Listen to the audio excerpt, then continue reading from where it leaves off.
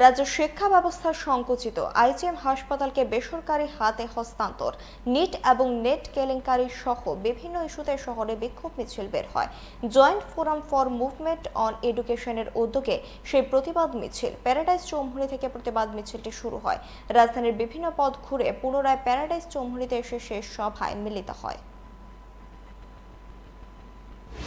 Net এবং net যে scam হয়েছে কেলেঙ্কারি, এটা আমাদের দেশে তো বটেই, পৃথিবীতেও সর্ববৃহৎ কেলেঙ্কারি বলে অনেকে মনে করছে।